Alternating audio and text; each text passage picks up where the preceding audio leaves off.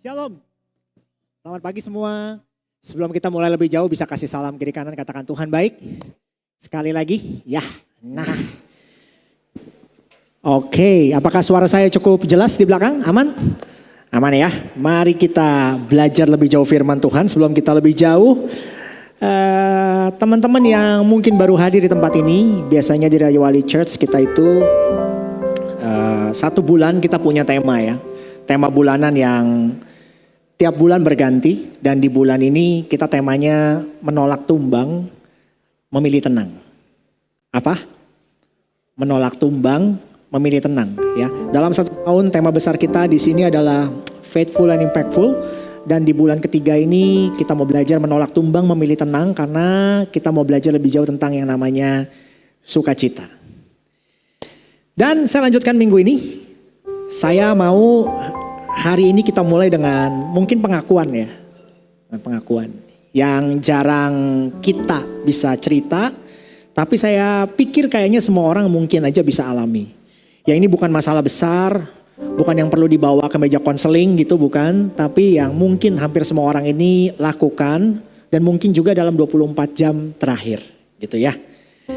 Nah, ibarat film Avengers. Di sini nonton bioskop kan ya, tahu Avengers tahu ya. Ibarat film Avengers, kita tuh pengen punya benda ini namanya nih. Next, control stone. Semua bilang control stone. Ya, batu yang bisa mengendalikan segalanya mungkin. Ya, kita bilangnya control stone. Ibarat film Avengers, kita pengen punya batu yang bisa mengendalikan segalanya. Dan itu mungkin terjadi 24 jam terakhir. Jam 10.30 malam, saudara mungkin belum tidur, ada lampu udah mati di kasur, tapi saudara belum tidur, saudara biasanya buka sosial media. Nah, saya bilang ini pengakuan tadi ya, lihat Instagram kalau generasi saya, generasi mundur di bawah saya mungkin lihat Facebook, ya, lihat Facebook. Dan di sana kamu lihat teman SMA kamu gitu. Ya kan, yang nilainya dulu di bawah kamu, sekarang posting di depan apartemen barunya gitu. Captionnya simple, new chapter katanya. Sedap, new chapter ya. Kamu kepo dong, zoom in, zoom out, zoom in, zoom out. Lihat areanya supaya bisa tahu kira-kira berapa duit sih nih apartemennya, ya kan. Lalu kamu cek di Google Map, kamu cek jarak dari kantornya, ya. Kamu kalkulasi kemungkinan gajinya. Cia. Tadi saya bilang ini iseng ya, kayaknya sih bukan iseng kalau udah model begini ya, itu udah mulai investigasi namanya. Bukan iseng lagi tuh namanya, ya kan. Tapi oke, akhirnya kamu tutup Instagram kamu mau tidur beneran, tapi tiba-tiba inget gitu. Tadi sore kamu kirim pesan ke seseorang, ya kan. Kirim pesan ke seseorang, pesan yang penting yang kamu tulis mungkin ulang 3 kali tuh sebelum dikirim. Emojinya dipilih baik-baik gitu, supaya gak disalah artiin gitu. Pesannya udah centang 2, tapi asemnya belum warna biru, gitu. Kayaknya belum dibalas. Kamu buka ulang chatnya, kok nggak dibalas-balas ya dalam hati gitu. Terus kamu lihat lasinnya kapan? Kamu udah hitung lihat jam, kayaknya aku udah dari pagi ya, kok belum dibalas? Mulailah analisanya jalan gitu. Apakah dia sibuk? Apakah dia pergi dengan yang lain? Apakah dia tidak suka dengan aku? Ya kan? Atau dia mungkin ngetik terus hapus lagi, ngetik terus hapus lagi. Tapi ya sudahlah, kamu malam itu taruh aja HP kamu gitu. Kamu tahu kamu gak bisa kontrol kapan dia balas, tapi tetap coba. Belum lagi sih ada momen paling jujur kalau mengenai ini tentang kita.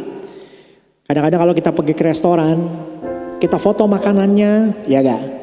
Kan orang Kristen sekarang gitu. Sebelum makan, sekarang bukan berdoa dulu, ngapain? Foto dulu, difoto dulu gitu ya kan. Lalu lihat nih angle-nya muka kita. Bagus gak ya foto dan muka kita? Filter kita udah pas belum? Gitu. Sekarang tinggal caption. Nulis captionnya aja, biasanya lama. Gimana ya? Bukannya menit, tapi puluhan menit biasanya tuh pilih-pilih kata-katanya. Pengennya terasanya spontan, kasual, tapi tetap humble, tapi juga biar keren gitu. Yang ngerti bilang amin. Ternyata nggak ada ya di sini, humble semua, oke? Kamu tulis lagi, tanya pendapat teman bilang udah bagus kok, nggak apa-apa, naikin aja ya. Tapi kita edit lagi. Dan di balik semua itu ada satu pertanyaan yang mungkin kita nggak pernah ucapkan, tapi selalu ada. Gimana ya orang melihat ini? Gimana ya orang melihat ini? Karena kalau bisa, apa yang orang lihat pengen kamu kontrol juga gitu.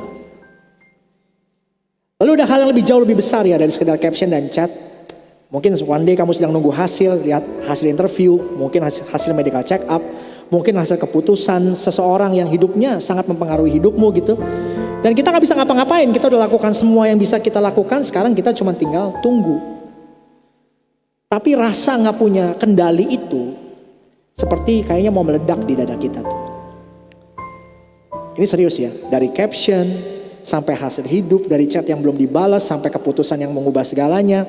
Skalanya beda sih, tapi akarnya tuh sama. Dan hari ini di minggu keempat, dalam menolak tumbang memilih tenang, kita mau belajar nih, pencuri sukacita. Yaitu namanya next control illusion. Control illusion. Trap, jebakan on my own hand. Jebakan yang ada di tangan kita. Sebelum kita masuk lebih jauh, saya hari ini gak buka dengan pantun. Saya mau main tebak-tebakan dengan teman-teman. Ya, main tebak-tebakan dengan teman-teman. Kalau teman-teman bisa jawab 20.000 melayang ke OVO-nya teman-teman atau Shopee Pay atau apapun lah. 20.000 ya. 25 deh, 25 biar dapat kopi segelas. Oke. Yang bisa jawab angkat tangan aja ya. Cuman 2 aja pada hari ini. Oke, yang pertama, kita kan negaranya percaya mistis gitu ya. Nah, hantu apa yang paling jadi favorit ibu-ibu? Ada yang bisa jawab? Hantu apa yang paling jadi favorit ibu-ibu? Ada yang mau jawab? Ya. Pocong. Apa tuh? Kenapa pocong? Ih cakep, betul. Pocongan harga. Iya. IS lagi ya. Nanti hubungi saya. Yang pertama IS yang dapat ya. Hantu yang paling jadi favorit ibu-ibu adalah pocong katanya. Apakah itu pocongan harga? Sedap. Bener ya. Oke, yang kedua terakhir ya kan. Kesenian apa yang selalu dilakukan oleh nasabah bank? Kesenian apa yang biasanya paling suka dilakukan oleh nasabah bank? Lagi, mantap. Apa? Tari apa? Hampir benar. Jawabannya benar adalah tari tunai. Ya. Tapi bolehlah separoh ya, tarinya benar 25.000 ya, 12.500 ya. Tepuk tangan dulu teman-teman ya. Kenapa saya mau mulai dengan begini, kasih tebak-tebakan sedikit? Karena kadang-kadang ya kayak tebakan begini gitu. Kita tuh semau gua lah, hidup tuh pengen punya versi benernya dengan cara sendiri gitu. Tapi biarlah pada siang hari ini kita mau belajar kontrol illusion ini. Kita satu dalam doa dulu teman-teman. Tuhan terima kasih buat pagi hari ini. Sementara kami mau dengerin firman Tuhan. Kami mau buka hati kami agar siap ditanami benih kebenaran firman. Biarlah hati kami jadi tempat di mana firman Tuhan bisa berakar, bertumbuh dan berbuah dalam hidup kami. Sehingga hidup kami dimerdekakan Tuhan oleh kebenaran-Mu dan jadi berkat buat orang lain. Urapi hamba-Mu juga urapi semua teman-teman di sini. Kami siap dengerin firman Tuhan. Di dalam nama Tuhan Yesus semua yang siap katakan amin. Saudara, kita adalah generasi yang sangat terlatih untuk percaya bahwa ketenangan itu milik orang yang bisa ngontrol segalanya. Kita ini generasi yang terlatih bahwa dan percaya bahwa ketenangan itu adalah milik orang yang bisa berhasil megang segalanya. Kalau semuanya under our control, itu baru tenang. Kalau bisa diprediksi semuanya, kita baru damai. Kalau semua sudah pasti, kita baru istirahat. Kita takut kalau kita nggak pegang kendali, hidup kita ini bakal jadi berantakan. Dan kalau mau jujur sebenarnya kita nggak lagi ngejar kedamaian, tapi kita sedang mengejar kontrol. Dan kita kira itu hal yang sama. Gitu. Jadi prinsipnya seperti begini. Kita tidak haus kedamaian, kita haus kendali. Dan kita belum sadar bedanya. Kita nggak haus kedamaian, kita haus kendali dan kita belum sadar bedanya. Dan hari ini kita mau belajar dari seseorang yang rencananya bukan sekedar berantakan, rencananya dipangkas sama Tuhan sendiri. Dan justru di titik itulah sukacita itu, joy itu mulai tumbuh. Kita mau belajar dari satu tokoh yang bernama Gideon. Semua bilang Gideon. Ya Gideon ini bukan model bold orangnya ala kalau biasanya kalau kita nonton film itu kalau jagoan yang bold itu kayak Rambo. Saudara tahu Rambo satu orang lawan satu pasukan. Nah Gideon ini bukan orang yang bold ya, yang nyalinya gede gitu ya ala Rambo.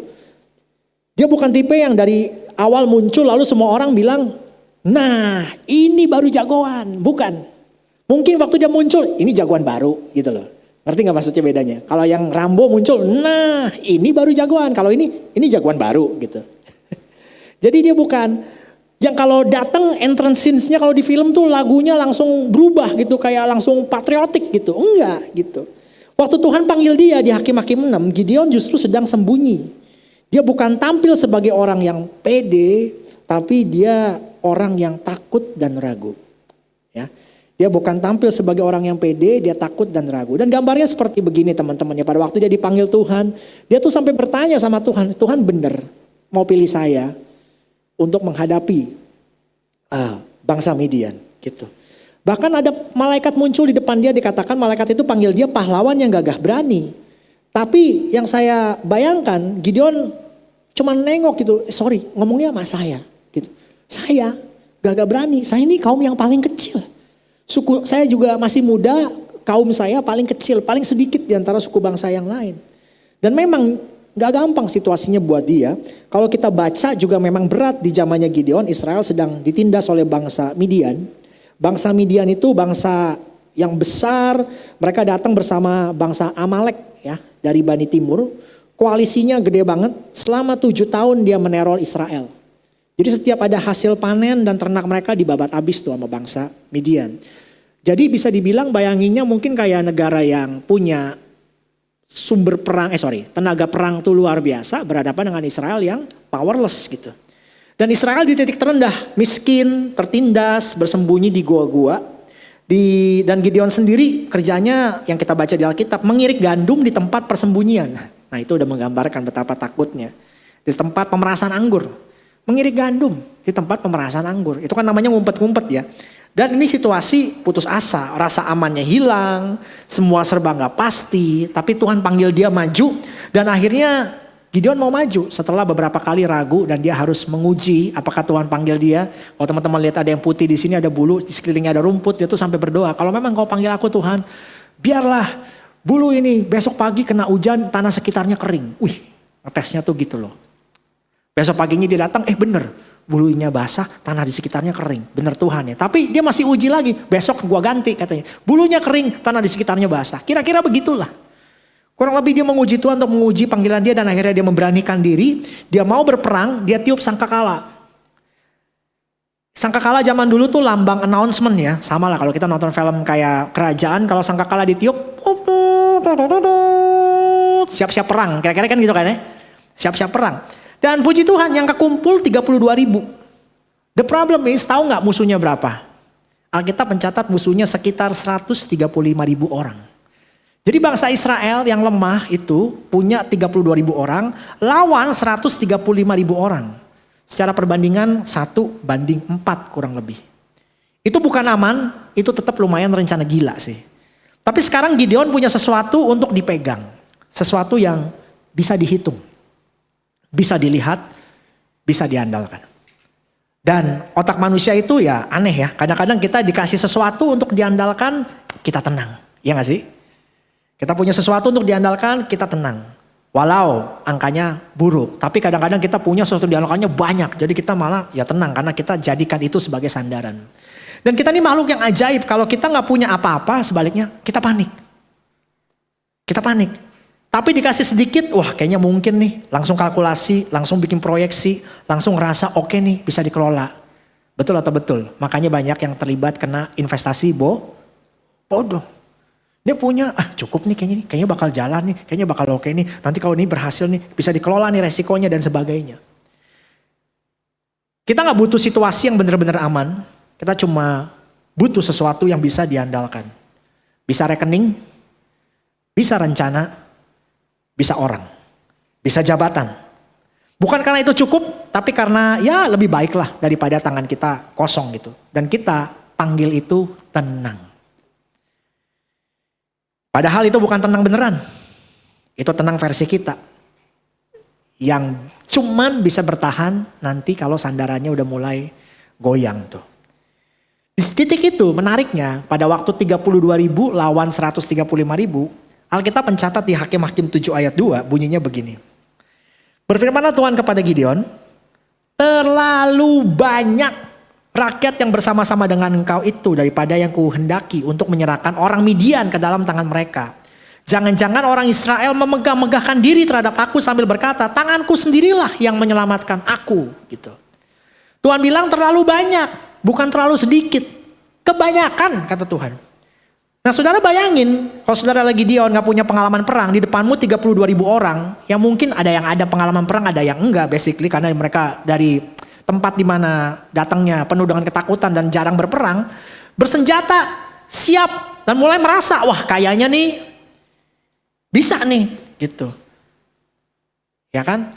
Kita bisa nih kata Gideon, walaupun ada ragunya juga, walaupun dia ingat mungkin dia tanya Tuhan 2 kali dan sebagainya.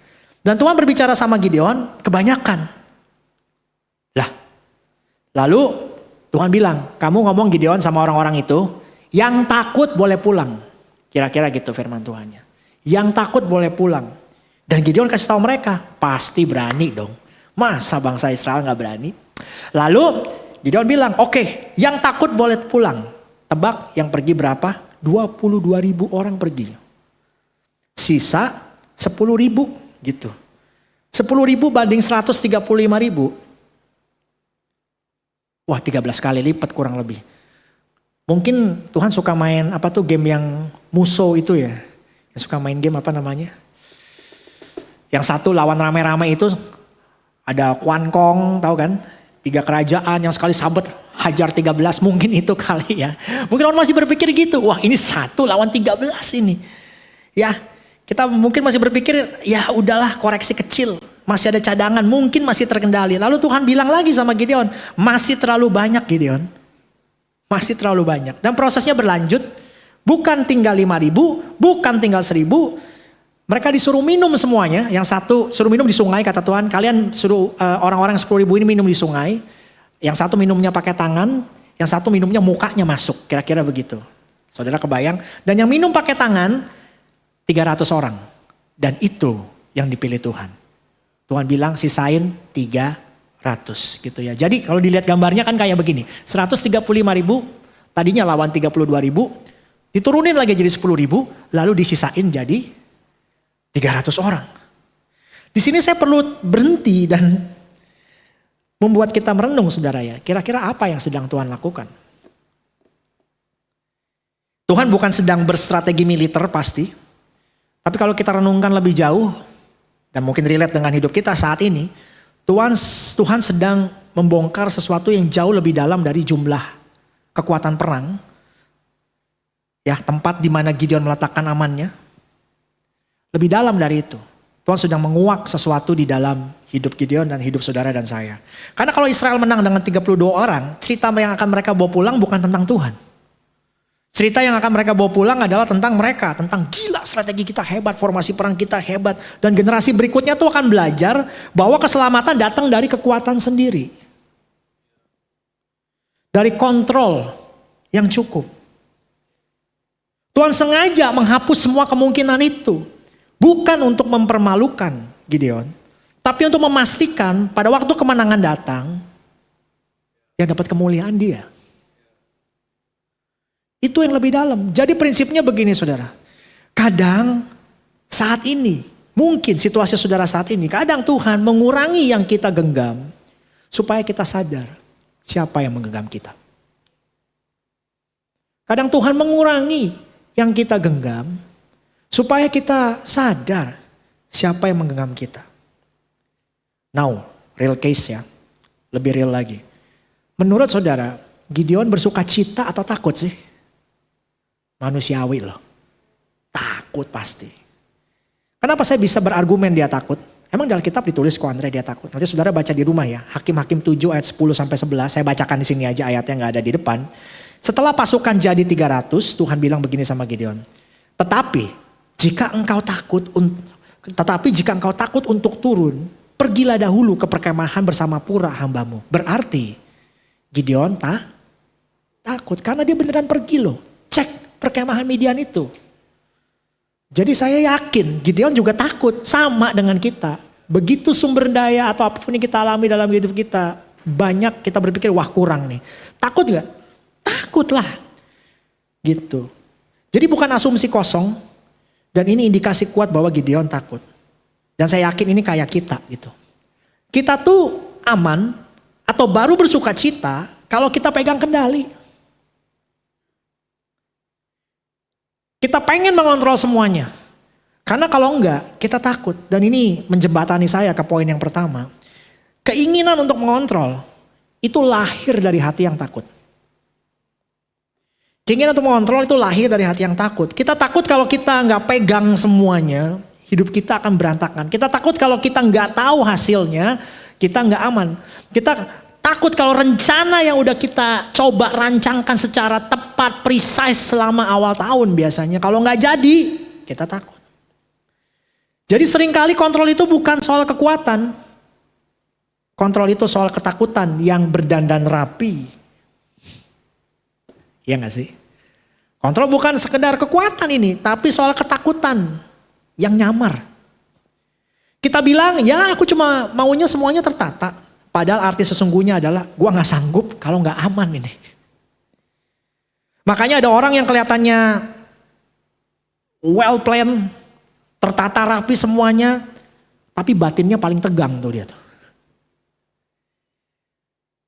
Makanya Alkitab kasih kebebasan untuk kita semua pada siang hari ini.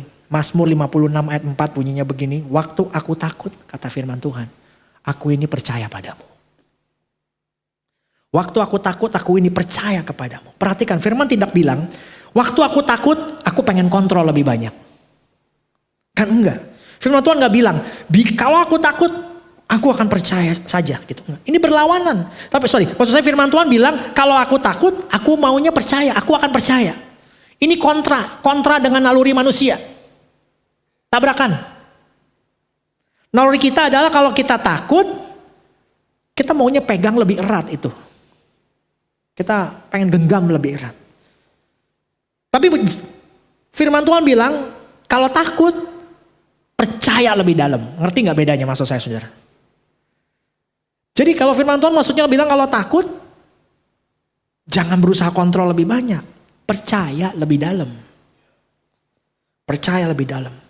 Dan Paulus ngomong hal yang sama di Filipi 4 ayat 6-7. Janganlah hendaknya kamu khawatir tentang apapun juga. Tapi nyatakanlah dalam segala hal keinginanmu kepada Allah dalam doa dan permohonan dengan ucapan syukur. Jadi lawan dari ketakutan, lawan dari anxiety, bukan you have full control in your life, bukan. Lawan dari anxiety adalah penyerahan kepada Tuhan. Karena ada garis tipis antara bertanggung jawab, maksudnya saya, ini bisa blunder kalau orang tuh, ya udah kita berserah kepada Tuhan. Tapi kita gak usah planning dong, ya kan? Ada orang-orang kayak gitu soalnya. Sisi ekstrim sebelah kanan, ya hidup kita di tangan Tuhan, semua udah di tangan Tuhan. Jadi whatever will be, will be. Ya gak gitu. Bukan begitu. Harusnya kita memang mempersiapkan dengan baik. Kita pikirkan dengan baik, kita merencanakan dengan baik. Tapi maksud saya ada garis tipis antara kita bilang kita well planned dengan kita menyembah kontrol. Tipis itu. Bertanggung jawab artinya Tuhan aku lakuin bagianku dengan setia. Nah kalau menyembah kontrol artinya aku baru merasa damai kalau semuanya sesuai dengan yang aku mau. Tuh bedanya di situ. Jadi prinsipnya adalah kayak gini saudara ya. Planning itu bijak, tapi penyembahan terhadap kepastian itu berhala. Planning itu bijak, tapi penyembahan kepada kepastian itu berhala. Dan kita hidup di zaman yang memuja kontrol ini. Semuanya harus measurable katanya. Predictable. On track. Tapi gini loh, hidup dengan Tuhan, sepengalaman saya dan saya yakin kita semua mengamini, kadang jalan dengan Tuhan tuh gak selalu kayak gitu. Ada-ada aja. Bukan kayak ibaratnya tuh dashboard di laptop saudara atau di ruang kita bayangin di ruang kontrol. Dashboard semuanya kelihatan terpampang. Atau spreadsheetnya dilebarin rencananya bakal kelihatan kita semua. Enggak, kadang Tuhan cuma kasih tahu satu doang. Undangan buat saudara percaya. Itu aja. Makanya ada ayat firman Tuhan dikatakan di Yesaya 26 ayat 3. Versi bahasa Indonesia masa kini, Tuhan engkau memberi damai dan sejahtera kepada orang yang teguh hatinya katanya. Kan kedamaian, teguh hatinya datang dari Tuhan berikan kepada mereka. Kenapa? Sebab ia percaya kepadamu. Nah loh. Sebab ia percaya kepadamu. Jadi lagi-lagi ya, ketenangan musuhnya bukan kontrol. Anxiety bukan ditangani hilang karena kita pegang kontrol. Kalau kita di dalam Tuhan, anxiety itu bisa hilang kalau kita percaya pada Tuhan. Yang memegang hidup kita. Amin. Well. Tapi saya mau kita jujur. Masalah kita kan lebih dalam dari sekedar suka ngatur situasi. Karena ada satu hal yang bahkan kita lebih genggam erat dari situasinya sendiri nih. Itu, yaitu yang kedua. Kita masuk poin yang kedua. Sampai sini saudara masih ikutin? Amin. Kita masuk poin yang kedua ya.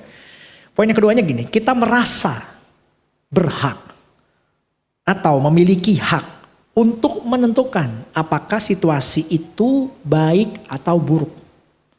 Kita merasa berhak atau memiliki hak untuk menentukan apakah sebuah situasi itu baik atau buruk. Kalau doaku dijawab Tuhan, kita akan ngomong itu baik. Kalau tidak dijawab Tuhan, itu buruk. Tuhan kayaknya jauh deh. Kalau karirku naik, ayo jawab. Baik atau buruk? Baik. Berkat. Kalau stagnasi, baik atau buruk? Biasanya kita bilang buruk. Kalau nembak cewek atau cowok nembak cewek ditolak, baik atau buruk? Tiba-tiba jadi diem ya. Iya kan? Baik atau buruk? Ya kan, saudara perhatikan gak kenapa saya trigger dengan hal ini?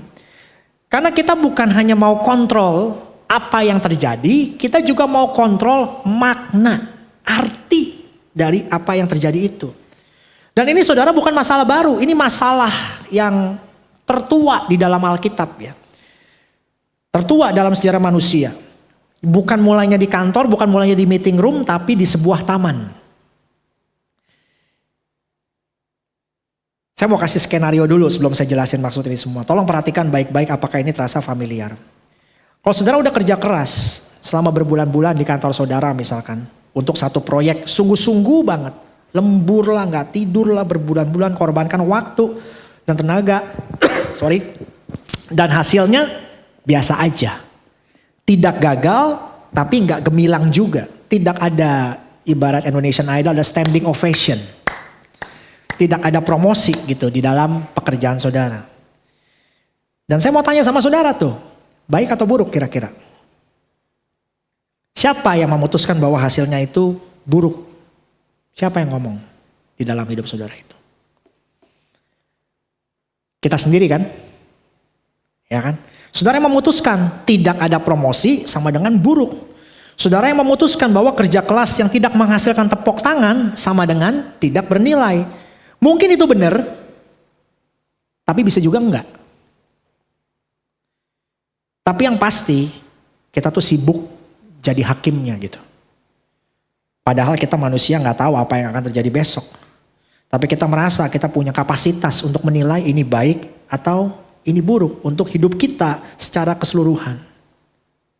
Dan ini bukan masalah baru, saya udah bilang tadi, ini masalah serius di dalam Alkitab. Itu adanya di Kejadian 3 ayat 5. Kita baca di sana. Tetapi Allah mengetahui pada waktu kamu memakannya matamu akan terbuka dan kamu akan menjadi seperti Allah, tahu tentang yang baik dan yang jahat. Saudara, kalau kita perdalam kisah ini, cerita ini, narasi Alkitab tentang ini pada waktu buah pengetahuan baik dan jahat ditawarkan kepada Hawa dan kepada manusia, perhatikan, godaannya bukan jadi jahat, bukan. Godaannya bukan buahnya nih enak banget, bukan. Godaannya adalah ambil hak untuk menentukan mana yang baik dan mana yang jahat. Dan kamu gak perlu tunduk lagi kepada penilaian Tuhan tentang yang baik dan yang jahat. Wow. Saya merenungkan ini dan mendapatkan, ini godaannya luar biasa. Jadi godaannya ambil hak untuk menentukan mana yang baik dan mana yang jahat. Yang tadinya Tuhan yang tentukan. Kamu gak perlu tunduk lagi di bawah penilaian Tuhan. Ini yang membuat dosa pertama ini jauh lebih serius dari sekedar melanggar aturan makan buah. Ini kudeta. Ini kudeta. Manusia berusaha merebut posisi Tuhan sebagai satu-satunya yang berhak mendefinisikan realita. Dan kita masih melakukan itu sampai hari ini. Bedanya ada yang jujur, ada yang enggak sama Tuhan. Dan bahkan kita tuntut Tuhan untuk membuktikan diri. Buktiin Tuhan kalau memang ini baik. Yang jarang orang ngeh adalah pada waktu kita baca kejadian lucunya. Di kejadian 3 pasal 5 ini. Kalau saudara membaca cerita penciptaan semua bukankah pada waktu Tuhan ciptakan langit bumi Tuhan bilang sungguh baik. Ya gak sih? Waktu Tuhan lagi ciptakan langit, air, udara dan sebagainya firman Tuhan bilang sungguh baik. Bahkan pada waktu Tuhan ciptakan manusia firman Tuhan bilang apa? Sungguh amat baik. Mereka hidup dalam kondisi yang menurut Tuhan baik. Sungguh amat baik. Lah kok mau makan buah untuk nentuin mana yang baik dan mana yang jahat, yang buruk. Ironis ya. Manusia diberi taman, tapi pengen tahta. Dan itu sampai hari ini jadi akar dari anxiety kita, dari kekhawatiran kita yang paling dalam. Selama ini kita mau jadi hakim atas realitas. Inilah pencuri sukacita itu. Sukacita akan susah tumbuh. Susah tumbuh. Prinsipnya gini saudara. Kita capek bukan karena hidup terlalu berat. Kita capek karena kita masih sibuk jadi editor hidup kita sendiri. Padahal penulisnya jauh lebih tahu ceritanya mau kemana. Ya kan? Kita capek bukan karena hidup terlalu berat. Kita capek karena kita masih sibuk jadi editor hidup kita sendiri. Padahal penulisnya jauh lebih tahu ceritanya mau kemana. Jadi sekarang saya udah sodorkan 2 hal buat kita pelajari bersama-sama. Kita ingin kontrol situasi. Dan kita pengen jadi hakim atas makna situasi itu. Kita ingin pegang kemudinya. Dan kita ingin putuskan kemana tujuannya. Dan 2 hal ini berjalan beriringan tiap hari dalam hidup kita. Dan Tuhan tahu itu. Dan kita balik kepada Gideon. Itulah kenapa apa yang dilakukan pada Gideon bukan sekedar keputusan taktis. Bukan. Itu bedah rohani. Dalam konteks kita pelajaran hari ini. Itu bedah rohani. Tepat di 2 titik itu. Kontrol dan penilaian. Saudara nangkep POV-nya sampai saat ini? Amin. Kontrol dan penilaian. Tuhan menyentuh Gideon dengan cara yang mungkin Gideon paling tidak nyaman. Tapi paling membebaskan. Dan ini membawa saya kepada poin yang ketiga. Poin yang ketiga. Kita lanjutin ya. Tuhan kadang mengurangi apa yang kita andalkan. Kalau Gideon dan saya yakin kita di posisi itu pasti kita menilai dengan logika biasa. 32.000 aja udah repot bos. Tapi masih oke lah ya. 32.000 masih ya mungkin masih bisa. Tapi 300 buruk itu. Konsepnya kan pasukan besar Tuhan menyertai. Pasukannya kecil, Tuhan meninggalkan. Duit banyak, Tuhan baik. Tidak punya uang sama sekali atau buruk-buruk, apa? Tuhan meninggalkan. Semua baik-baik, Tuhan baik. Semua sedang tidak baik-baik, Tuhan tidak baik. Tapi di situ justru Tuhan mendidik Gideon sih. Dan di situ juga Tuhan mendidik kita. Tuhan seakan ingin menunjukkan prinsipnya begini. Yang baik tidak selalu sama dengan yang membuatmu nyaman. Sebaliknya yang menakutkan tidak selalu berarti Tuhan jahat. Yang baik tidak selalu sama dengan yang membuatmu nyaman. Dan yang menakutkan tidak selalu berarti Tuhan jahat. Tuhan tahu kita sering bingung nih. Tuhan tahu kita sering bingung antara alat dan sumber. Kita pikir uang itu sumber. Uang itu cuma alat. Relasi antara, kita berpikir relasi itu sumber. Selama gue punya koneksi, oke lah sumber. Kita berpikir jabatan itu sumber. Kita berpikir kontrol itu sumber. Padahal itu cuma semuanya alat. Sumbernya itu tetap Tuhan. Kan ada ayat bunyinya begini, Yohanes 15 ayat 5. Akulah pokok anggur dan kamu rantingnya. Di luar aku kamu tidak dapat berbuat apa-apa. Dia pokok anggurnya, kita ranting nempel ke sumbernya. Di luar dia kita gak bisa berbuat apa-apa.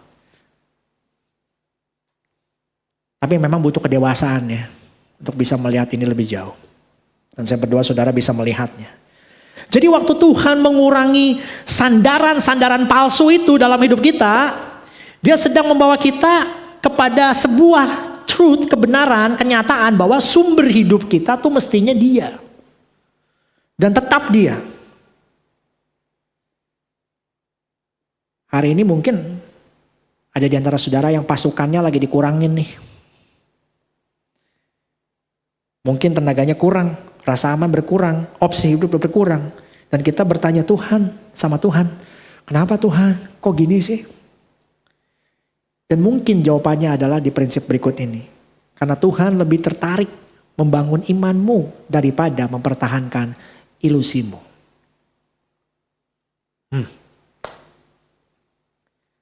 Karena yang kau jadikan sandaran, ilusi. Ini omongan orang dewasa lagi ya, di dalam Tuhan ya. Tuhan lebih tertarik membangun iman daripada sekedar mempertahankan ilusi kita. Puji Tuhan, cerita Gideon tidak berhenti di angka 300. Secara cepat saya fast forward aja, Tuhan benar-benar memberi kemenangan sama Gideon. Midian dibuat kacau dan Israel melihat bahwa mereka tuh menang. Bukan karena jumlah mereka besar, bukan. Tapi karena Tuhan yang berperang bagi mereka. Amin. Bukan karena Israel jumlah tentaranya besar, tapi Tuhan yang berperang bagi mereka. Jadi waktu Tuhan mengurangi pasukan Gideon, Tuhan sedang memastikan bahwa saat kemenangan datang, tidak ada yang dapat kredit selain dia. Tidak ada yang dapat kemuliaan selain dia. Tapi buat orang-orang yang kritis atau mungkin beberapa di antara saudara di sini yang cukup dalam berpikirnya, saya yakin ada otaknya langsung jalan dan mendengar gini, wait sebentar deh.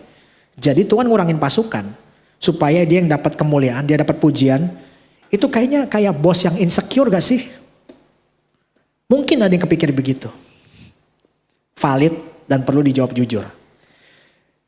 Kalau saudara perhatikan di tadi yang kita baca di Hakim-Hakim, kalau saudara perhatikan kembali tadi ayat yang kedua, saya gak taruh di depan, nanti saudara bisa cek lagi di rumah. Di Hakim-Hakim di ayat kedua tadi kan firman Tuhan bilang begini tadi, yang kita baca di paling pertama ayatnya. Berfirmanlah Tuhan kepada Gideon, terlalu banyak rakyat bersama-sama dengan engkau itu daripada yang kukehendaki untuk menyerahkan orang Midian ke dalam tangan mereka. Jangan-jangan orang Israel memegahkan diri terhadap aku. Itu kata kuncinya tuh. Jangan-jangan orang Israel memegahkan diri terhadap aku sambil berkata tanganku sendiri yang menyelamatkan aku. Tuhan tidak bilang supaya aku dapat pujian. Enggak. Yang Tuhan bilang adalah supaya Israel jangan memegahkan diri. Fokusnya ternyata bukan Tuhan. Fokusnya di Israel. Ini bukan soal ego, bukan. Ini soal perlindungan. Karena kalau Israel menang dengan 32.000, kesimpulan yang mereka bawa pulang bukan tentang Tuhan, tapi tentang diri mereka sendiri. Kita menang karena kita siap. Kita menang karena kita jago berkelahi pasukan kita. Dan generasi berikutnya akan belajar hal yang sama. Keselamatan akan datang dari persiapan yang cukup. Keselamatan datang dari persiapan yang cukup dan dari kekuatan yang cukup dan dari kontrol yang cukup. Dan itu membunuh mereka pelan-pelan. Karena kalau saudara baca kitab Hakim-Hakim dari awal sampai akhir, konteks gedenya kitab itu, ada satu siklus yang terus-menerus berulang. Israel menang, Israel merasa cukup kuat, mulai andarkan diri sendiri, jatuh, tertindas, minta tolong lagi sama Tuhan, menang lagi, ulang lagi dari awal, terus. Tuhan tahu siklus itu. Dan Tuhan tahu akarnya di mana. Dan Israel terusan salah belajar tentang kemenangan mereka itu. Jadi waktu Tuhan bilang supaya mereka tidak memegahkan diri, itu bukan Tuhan yang butuh validasi, bukan. Tapi itu Tuhan yang mencoba memutus siklus itu. Yang sudah berulang-ulang terlalu lama. Tuhan gak minta kredit karena butuh tepuk tangan. Dia kayaknya bukan Tuhan yang kayak gitu deh. Saya yakin juga kayak gitu. Tuhan minta kredit itu karena kredit yang salah alamat itu mematikan. Karena kredit yang salah alamat itu mematikan. Analoginya begini. Kamu lulus skripsi, dosen pembimbing yang nulisin semuanya coba. Lulus skripsi tapi dosen pembimbing yang nulisin semuanya, hampir semuanya. Yang revisi tengah malam dia juga. Yang sabar waktu kamu datang tanpa progres dia juga. Dia yang bantuin semuanya. Lu taruh foto caption wisudanya tulisannya begini. Hasil kerja keras sendiri. Dan kita beneran lagi percaya caption itu. Dosen pembimbingnya mah gak marah. Dia gak butuh di tag di Instagram. Tapi dia khawatir. Karena one day lu masuk dunia kerja, lu gak ketemu dosen pembimbing lagi. Lalu jalan dengan kepercayaan diri yang salah alamat. Dan itu lebih berbahaya di dalam hidup kita. Saudara nangkep maksud saya? Jadi yang Tuhan lakukan sama Gideon bukan tindakan egomaniak. Enggak ada itu. Itu tindakan seseorang yang sangat tahu. Selama Israel percaya kekuatan ada di tangan mereka sendiri, gak bakal mereka benar-benar bebas. Dan I think itu yang Tuhan lakukan juga sih dalam hidup kita semua. Kalau saudara percaya kekuatan ada di tangan saudara sendiri, kayaknya saudara gak bakal bisa punya sukacita sejati. Gak bisa bebas. Sampai sini saudara nangkep. Gideon akhirnya menang dengan 300 orang pakai obor dan buyung tanah liat, bukan dengan kekuatan pasukannya bahkan. Saudara nanti bisa baca kisah lengkapnya ya. Dan saya bayangkan malam setelah kemenangan itu Gideon duduk dan menyadari sesuatu yang tidak bisa, sesuatu yang gak bisa dia sadari kalau dia menang dengan 32.000 dengan pedang dan darah. Dan gak bisa disadari oleh orang-orang yang mungkin juga mengandalkan itu semua. Tahu gak yang dia sadari apa? This is not me. Ini bukan saya lagi nih. No. Ini bukan karya saya. Ini karena Tuhan yang menyertai saya.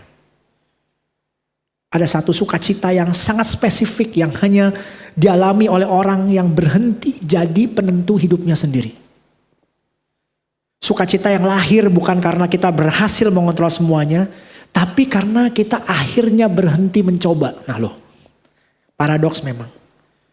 Dan saya tahu sih, pasti ada yang di hatinya ngomong, oke, menarik.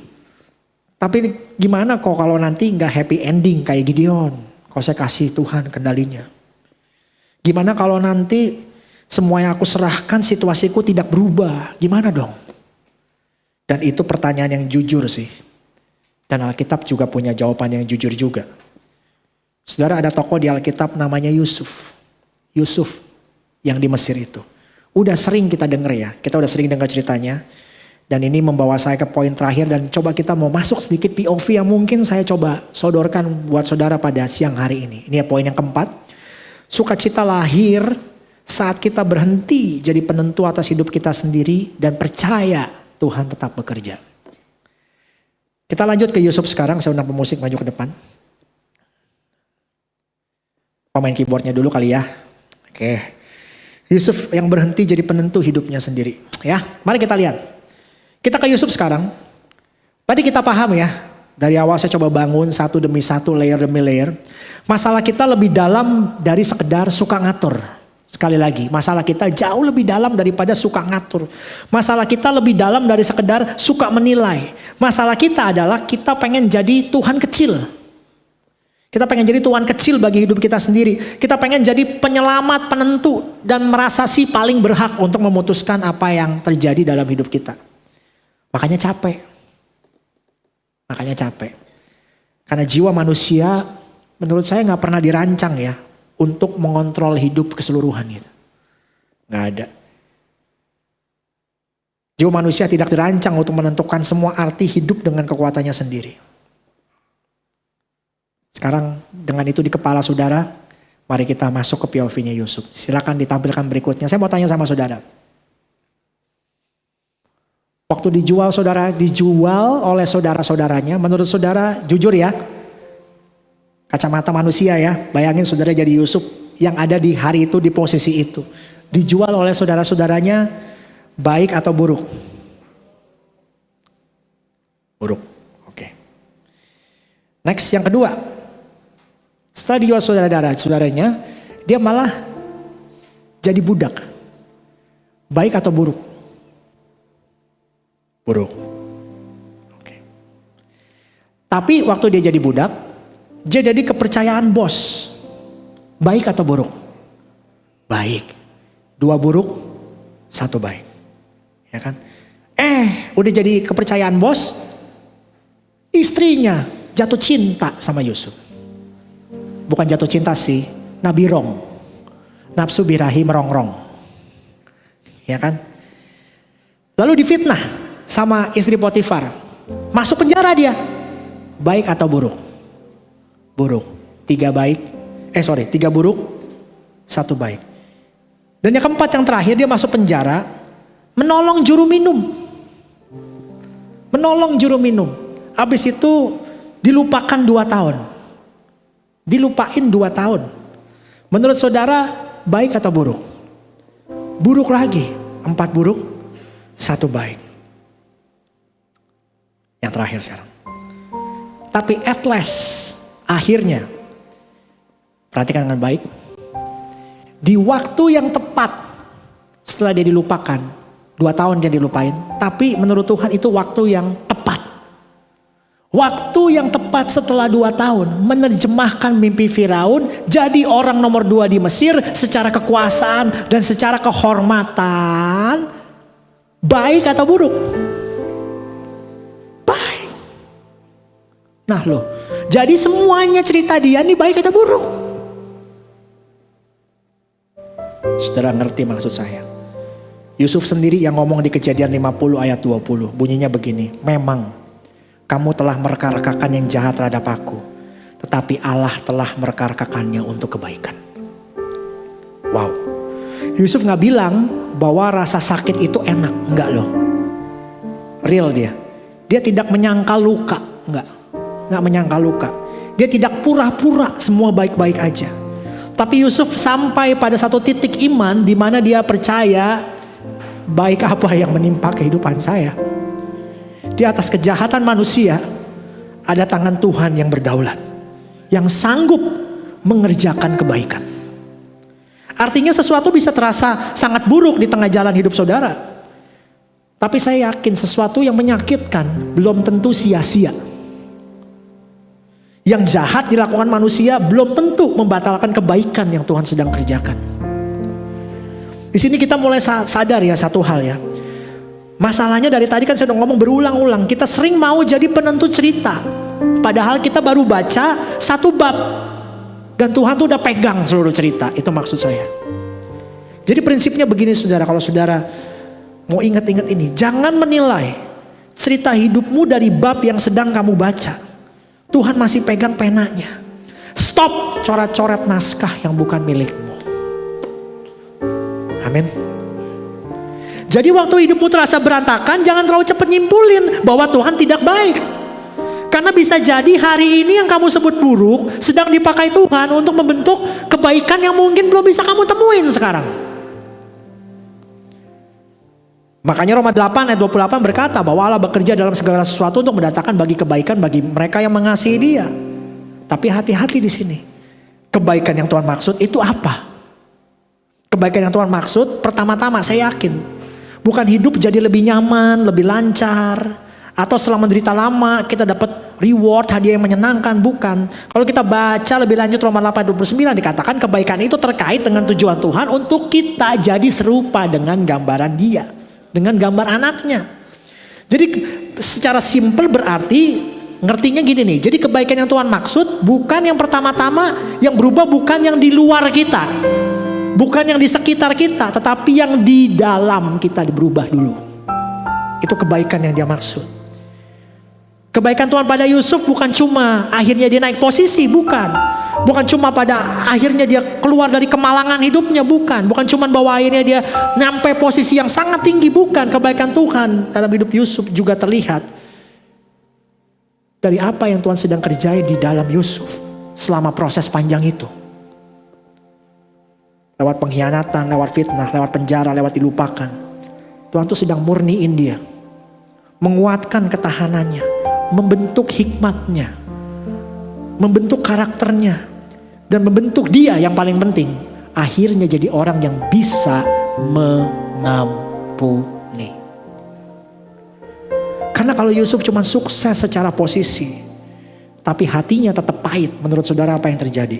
Itu bukan kebaikan sejati yang Tuhan mau. Ngerti? Kayak orang punya rasa pahit tiba-tiba jadi orang kaya baru menang lotre. Dia bantai itu semua orang-orang yang dulu nyakitin dia. Sekarang dia punya power, ngerti maksud saya? Kalau Yusuf cuma keluar dari penjara tapi jiwanya rusak, itu bukan kemenangan sejati. Jadi kebaikan Tuhan bukan terlihat di mana Yusuf berakhir, tapi pada siapa Yusuf jadi sepanjang jalan itu. Jadi prinsipnya begini ya, dalam bahasa Inggris lebih enak. The proof of God's goodness wasn't the throne, it was the man Joseph became before he reached it. Wah, ini beda saudara. Beda. Bukti Tuhan baik dalam hidup Andre bukan soal yang di luar, tapi tentang siapa yang Tuhan lagi proses Andre ini. Di titik itu. Dan kalau kita mau bisa ngomong dengan jujur, Tuhan gak bakal buang bagian sulit dalam hidup saudara. Padahal itu maunya kita. Kita maunya buang aja, bisa gak sih? Kayak saudara nonton film seri gitu ya kan. Lama, cepetin aja. Yang ini skip. Gak usah drama-drama, langsung aja buntutnya gitu. Tapi Tuhan gak buang. Tuhan gak buang bagian yang pahit. Tuhan gak buang bagian yang memalukan. Tuhan gak buang bagian yang tertunda. Gak buang bagian yang bahkan gak banyak orang tahu kita lagi nangis diam-diam.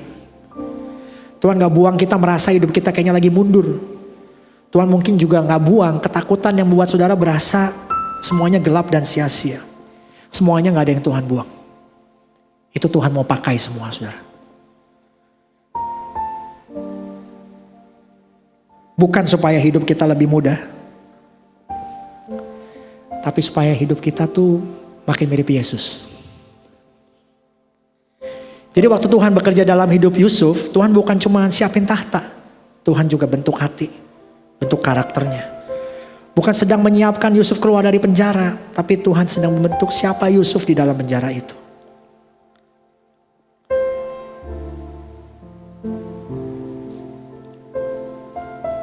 Kadang-kadang kita merasa apa yang terasa membatasi kita, gitu, bikin susah kita. Oh enggak saudara. Apa yang terasa membatasi kita di tangan Tuhan itu justru membentuk siapa kita. Dan itu sebabnya sukacita Kristen bukan lahir dari hidup yang selalu enak. Sukacita Kristen itu lahir dari keyakinan gimana ya. Tuhan tuh tetap bekerja bahkan di tengah hal yang belum kita ngerti gitu. Amin. Jadi kita harus ngerti hal itu. Makanya firman Tuhan bilang di dalam Matius 11 ayat 28 katanya, marilah kepadaku semua yang letih lesu dan berbeban berat, aku akan memberikan kelegaan kepadamu. Jadi kita datang kepada Tuhan, the real one who have control, not us. Kita gak datang kepada kepastian versi kita. Kita datang kepada pribadi yang memegang seluruh cerita hidup kita. Amin. Saya mau tutup dengan ilustrasi ini aja. Seorang pemain musiknya maju ke depan sekarang. Saudara, ada tipe penumpang yang paling nyebelin di pesawat terbang. Ada tipe penumpang yang paling nyebelin di pesawat terbang. Yang paling menakutkan di dunia. Bukan yang muntah di pesawat kabin, bukan. Bukan yang makan durian di kabin, bukan. Bukan yang bangkunya di recline itu bahasa Indonesia apa ya? Bukan yang bangkunya yang dimundurin sampai pol gitu, bukan. Penumpang yang paling menakutkan adalah penumpang yang merasa dia tahu cara terbang lebih baik dibanding pilotnya. Nyebelin duduk di samping orang gitu. Pernah gak duduk di samping orang kayak begitu? Yang pesawatnya lagi terbang, pesawatnya take off, dia gelisah. Matanya lihat jendela, bro, buka jendelanya bro, buka jendela bro. Kita duduk di sampingnya, buka jendela, oke. Dia nengok gitu, kita lagi duduk dia lengkapin gitu, dia ngintip kanan, ngintip kiri, mau lihat pesawatnya gitu. Lu merasa kurang tinggi gak sih? Kurang tinggi gak sih ini pesawat sih? Agak miring ya, harusnya kan lebih lurus ya. Pak, itu jalan sini mungkin, tapi kan kita harusnya 5 derajat lintang utara loh mestinya loh. ini kayaknya gak kesono loh. Ini kayaknya kita muter nih. Pak, pilotnya paham kali. Enggak, lu gak ngerti nih. Ini bener-bener loh. Ini gak beres nih pesawat nih. Dia gak puas. 5 menit kemudian dia mulai grendel lagi. Kayaknya kok kita kayak muter ya. Mungkin mau lewat jalan lain Pak. Enggak, jalan yang bener. Itu lewat sini. Udah deh, dia copot bakalnya. Gue mau ketemu pilotnya deh. Nyebelin gak orang kayak gitu? Coba bayangin saudara pilotnya, diketok tuh pintunya. Pilot, buka. Itu buka, kata kasih, ya ada apa-apa, saya mau ketemu kapten, saya mau ketemu pilot. Pak, ini pesawat kayaknya kurang tinggi deh. Ini beloknya salah Pak, dan sebagainya. Empet gak ketemu orang kayak begitu? Lucu ya? Tapi tunggu dulu, saya mau tanya, berapa banyak dari kita yang melakukan hal yang sama Tuhan? Mirip kan? Sama kayak saudara ngomong sama pilot tadi kan? Kurang miring gak sih dikit sih? Kurang tinggi gak? Harusnya kan udah belok ya. Kita bilang kan gini, Tuhan aku percaya Engkau. Aku percaya Engkau Tuhan. Tapi bohong. Hidup belok kiri dikit dari rencana kita gelisah. Tuhan kok harusnya ke kiri sih? Harusnya kan lurus ya. Kita berdoa, tapi sambil kita berdoa, Tuhan aku serahkan ini Tuhan. Tapi kalau boleh Tuhan, hasilnya yang kayak gini dong Tuhan. Timelinenya bulan depan ya Tuhan ya. Timeline kita nih Tuhan. Bulan depan loh timelinenya nih. Dan please Tuhan kalau bisa prosesnya. Jangan sakit-sakit. Please. Di sini gak ada. Di Zimbabwe banyak ya kali saudara ya. Padahal pilot agung itu Tuhan. Udah terbang sejak sebelum waktu ada. Pilot agung itu tahu awan kayak apa. Turbulensi itu kayak apa. Jalur angin tuh kayak apa. Pilotnya hebatnya gini ya. Pilot agung kita itu tidak cuma tahu tujuan akhirnya. Pilot agung itu tahu persis kenapa harus lewat rute ini. Di ketinggian ini, beloknya di sini, pada momen ini. Dia tahu itu semua. Dari sini kita ngerti saudara ya, prinsip joy sejati itu adalah ini saudara. Joy bukan milik orang yang berhasil mengendalikan hidup. Tetapi milik orang yang belajar mempercayakan hidupnya kepada Tuhan. Gini ya, iman Kristen tuh bukan supaya kamu diem gitu. Pasrah tanpa rasa, bukan. Bukan pasrah tanpa rasa. Yang Tuhan tawarkan bukan ketenangan karena kita gak tahu apa yang terjadi. Yang dia tawarkan adalah ketenangan karena kita tahu siapa yang pegang kemudi. Amin. Iman Kristen bukan buta terhadap realita. Iman Kristen adalah melihat realita dengan jelas, kelihatan nih jelas, tapi tetap milih percaya kepada pilot yang lebih tahu dari kita. Bukan karena naif, bukan. Tapi karena dia tahu, karena kita tahu dia yang udah pegang masa depan kita. Jadi, hari ini mungkin Tuhan lagi bertanya sama kita. 2 pertanyaan ini. Next. Maukah kau percaya kepadanya? Do you believe in me? Apakah kau percaya pada penilaianku? Atau kamu masih mau jadi hakim bagi hidupmu sendiri? Hari ini saya berdoa supaya saudara jujur sama Tuhan. Tuhan, aku gak bisa ngontrol semuanya. Aku gak selalu tahu apa yang terbaik. Penilaianku sering bias. Ajar aku percaya pada hikmat-Mu. Kita cuma bisa lakuin bagian kita. Kerja yang baik, kerja sungguh-sungguh, sekuat tenaga, sekuat pikiran kita, doa sungguh-sungguh, tetap setia pada perkara yang kecil, ngambil keputusan yang bijak. Semuanya itu bisa kita kerjakan, tapi jangan ambil alih posisi Tuhan. Banyak orang mau menyerahkan hasil, tapi sedikit orang mau menyerahkan definisi baik versi dirinya sendiri. Kok Andre hari ini kok bisa khotbahnya seperti itu? Ya karena saya orangnya. Saya orangnya. Saya pernah belakangan dalam fase yang kalau boleh waktu saya putar. Saya pengen ngomong, andai Sabtu itu saya gak main bola. Pasti kaki saya gak putus gini, ACL ya. Takut. Jujur. Kesel, Manusiawi kesel. Istri saya lah yang ngalamin di rumah. Mood swing gak suaminya? Ada, sesabar-sabarnya saya ada mood swingnya. Dan saya masih belajar.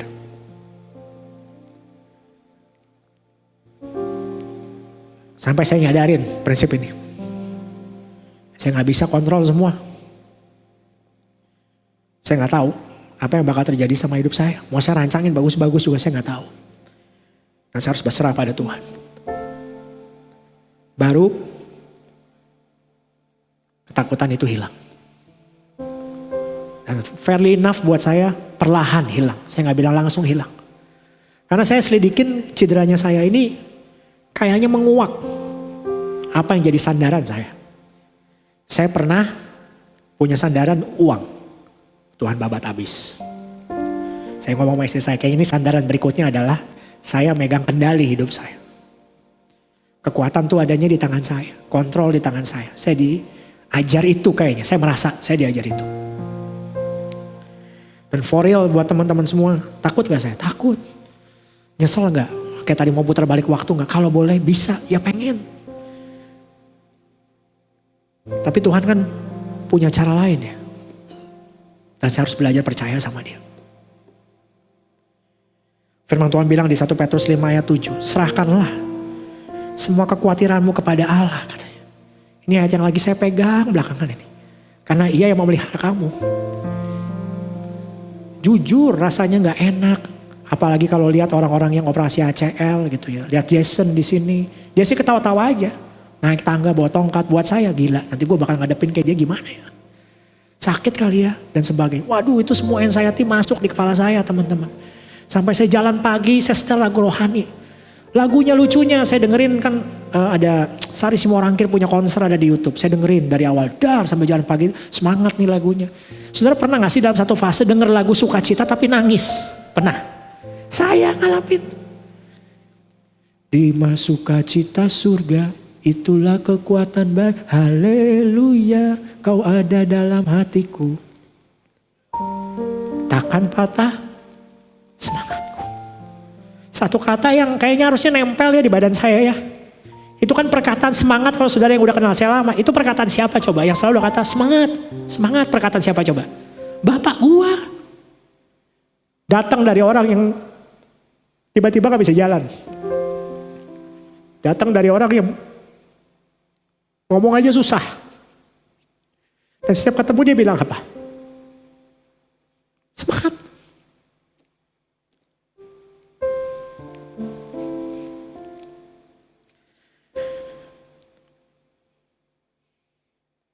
Gak gampang. Gak gampang. Papa saya warisin itu sama saya. Dan belakangan ini baru saya lebih ngerti. Baru lebih ngerti lagi. Iya Pak. Semangat. Karena Tuhan baik. Amin. Jadi saudara saya tutup ini dengan sama kayak saya. Kayaknya Tuhan lagi undang saudara. Kalau saudara ngalamin apa yang saya alamin. Tuhan lagi undang saudara tuh untuk berhenti. Semua bilang berhenti. Stop. Stop controlling everything. Stop. Mungkin ada beberapa orang di tempat ini. Waktu terakhir ini sebenarnya udah capek ya. Sama kayak saya mungkin capek. Di luar kamu kelihatan baik-baik. Masih kerja, masih senyum, masih melayani. Kok datang ibadah tetap angkat tangan, masih jawab orang. Puji Tuhan, baik. Tapi di dalam kamu capek. Bukan cuma capek badan. Capek jiwa. Karena setiap hari kamu harus bangun dengan satu beban yang diam-diam kamu pikul terus. Aku mesti pastiin semuanya baik-baik aja. Aku harus kuat, aku harus pegang semuanya, aku harus pastikan ini gak ada yang crumble, luluh lantak, aku mesti pastikan ini semua gak berantakan. Dan mungkin gak ada yang tahu itu semua. Tapi lu gak bisa bohongin Tuhan. Tuhan tahu. Bisa jadi kamu lelah bukan karena masalahmu terlalu besar, tapi kamu yang terlalu lama berusaha jadi besar. Terlalu lama mencoba jadi penopang hidup sendiri. Terlalu lama mencoba sendiri mana yang baik dan mana yang buruk versimu. Terlalu lama megang apa yang sebenarnya tidak pernah Tuhan suruh kamu pegang.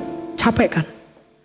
Sadar gak sih tidak ada sukacita di tangan kita yang pengen kontrol terus. Gak ada damai di hati yang terus berjaga-jaga. Apa nih? Awas nih, apa nih? Gak ada istirahat bagi jiwa yang terus merasa kalau gue lepas semuanya hancur. Please, stop please. Stop. Terlalu berat buat kita.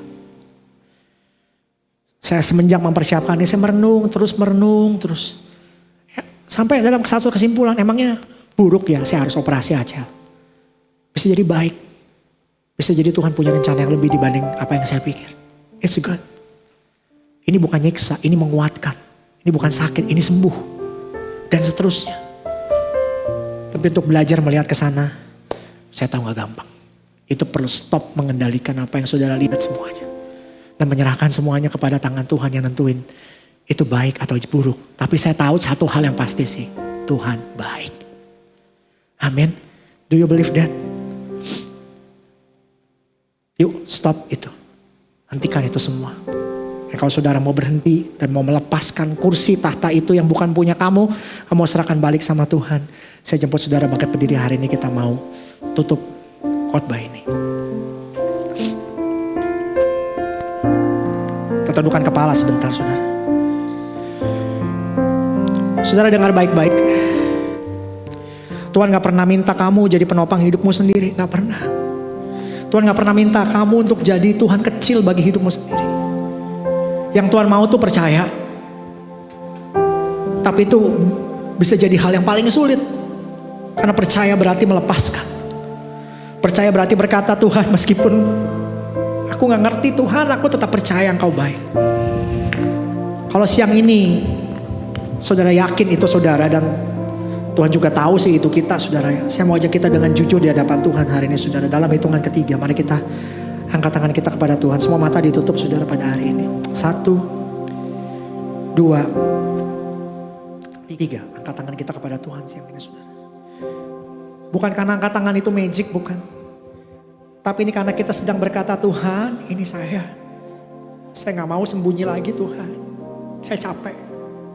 Saya berserah sama Tuhan. Dan mungkin hari ini saudara datang bukan dengan banyak hal yang belum selesai dalam hidup saudara.